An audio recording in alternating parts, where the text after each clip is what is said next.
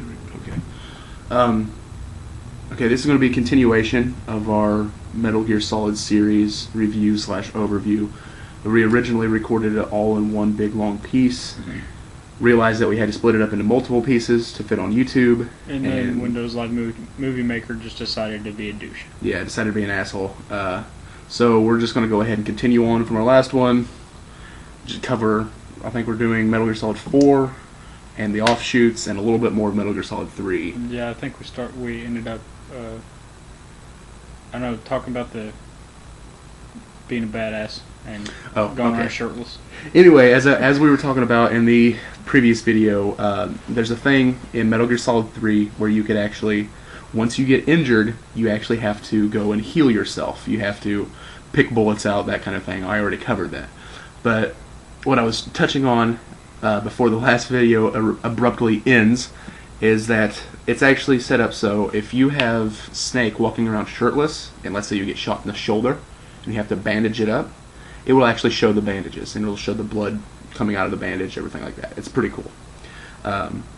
Another thing that we need to touch on that he thinks is hilarious, I find it a bit...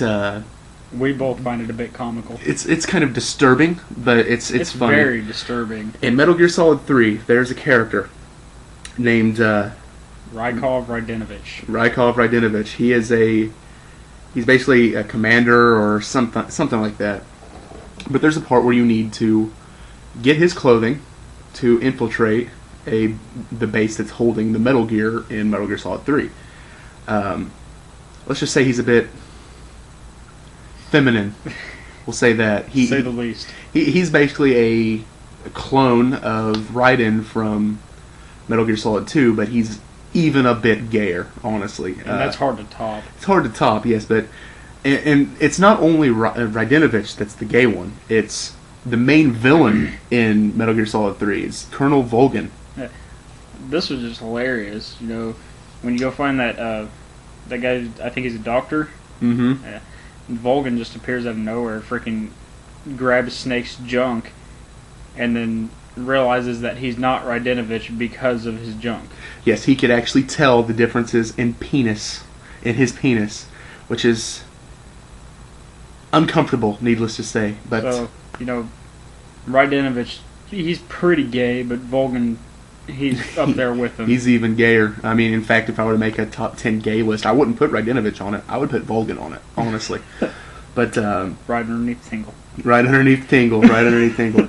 But you know, that pretty much covers Metal Gear Solid 3. I mean, there's story aspects that we can't get into right now, but you know, we'll just move on to Metal Gear Solid 4. Now, similar to the transition between Metal Gear Solid 1 and Metal Gear Solid 2, they were both on different hardware, completely different Sony systems, so of course there's going to be advancements in the games. There's a major transition between Metal Gear Solid 3 and Metal Gear Solid 4, as in that it goes from the PS2 to Sony's current console, the PS3. These are some very vast differences. Yeah. Graphically, Metal Gear Solid 4 still, even though it was released early 2008, it still stands up as one of the better looking games on the PS3 system. There's really nothing that's came out on 360 yet to match the graphical, just flawlessness almost of Metal Gear Solid 4. There's very few PS3 games that surpass it. I'd say Killzone slightly. Uncharted 2 definitely. Uncharted 2 definitely, but there's nothing that's beaten Uncharted 2. I don't even think Crysis looks as good as Uncharted 2. Yeah. And I'm not a graphic whore, neither is he, but if a game's going to have good graphics, why would I complain about it? You know, that's just an added bonus. If this game, Metal Gear Solid 4, had the graphics of Metal Gear Solid 2 or 3, it would still be awesome. Still be an awesome game.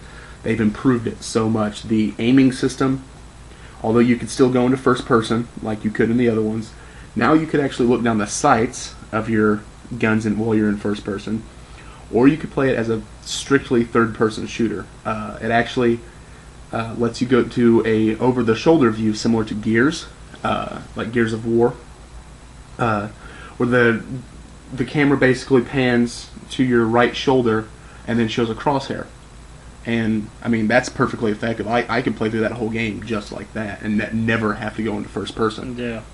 Um, they have added, let's see, there's a thing that they've actually added into the game. I think is one of the neatest things. You can actually have the iPod, a Apple iPod licensed. Even when you look at it in the game, it has the Apple logo and everything. You could have that equipped as an item for Snake. And they actually released podcasts. I think there's 20 something of them that were available to download through the game. They did it on a weekly basis for, I think, up until 2009. But yeah, they were podcasts that, depending on what, they would actually tell you what part of the game you should be playing while you're listening to this and playing the game at the same time. It was really cool. Really informative. A lot of secrets that they tell you how to get. A lot of behind the scenes stuff where they tell you the intricacies of making the game.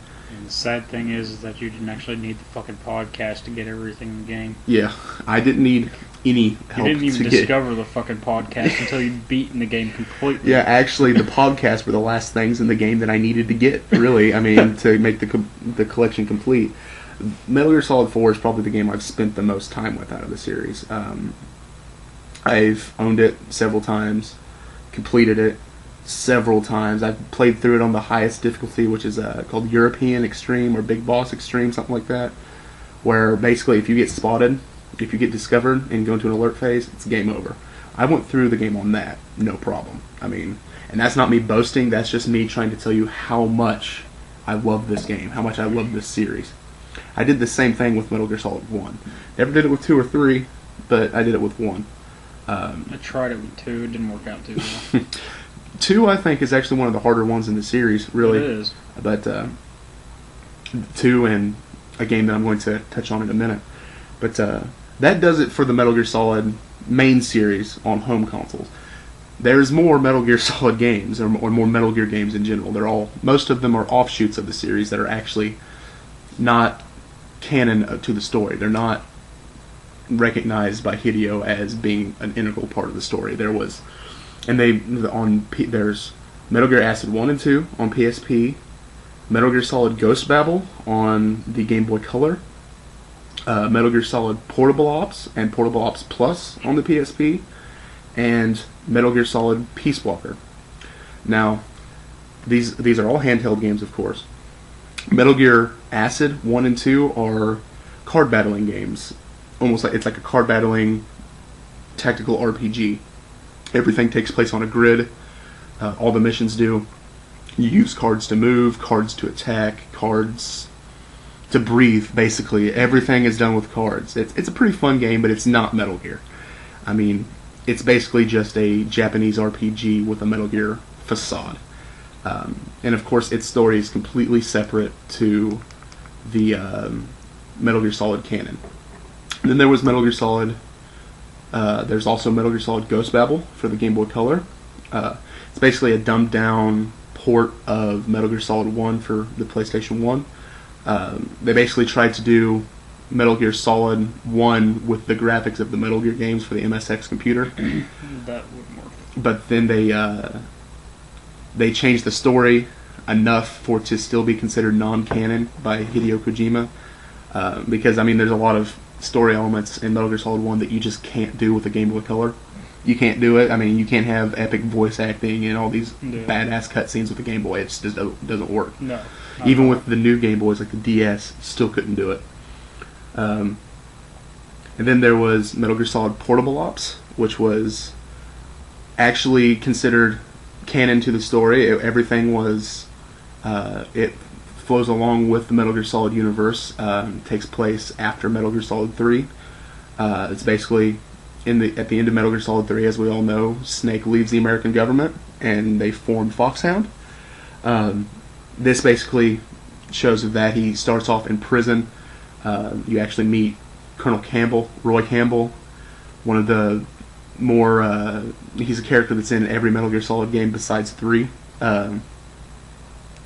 But you meet him in Portable Ops. He's a prison mate with you. Like he's across the way from you. He helps you escape.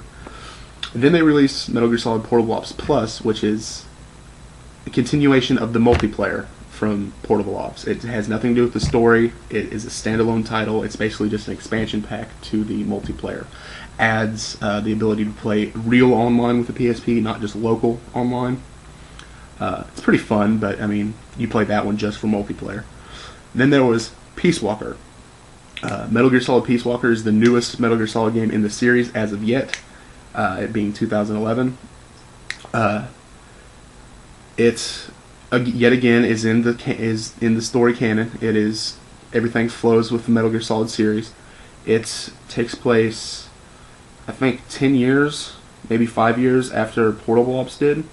Basically, Naked Snake, or Big Boss, he separates from Foxhound and tries to make his own government nation.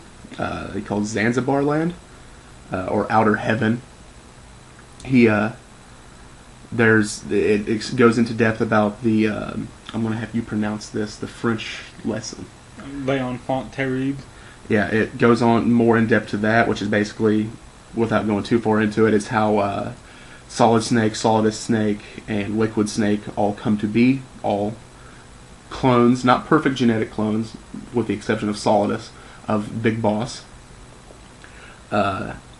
This is probably, although ironically it is on Sony's smallest system, it is on the PSP, it is the biggest game in the Metal Gear Solid series.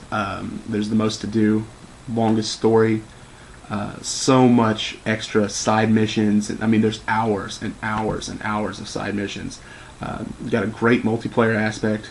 Unfortunately, I haven't been able to play much of the multiplayer. I mean, it's kind of hard to find matches online.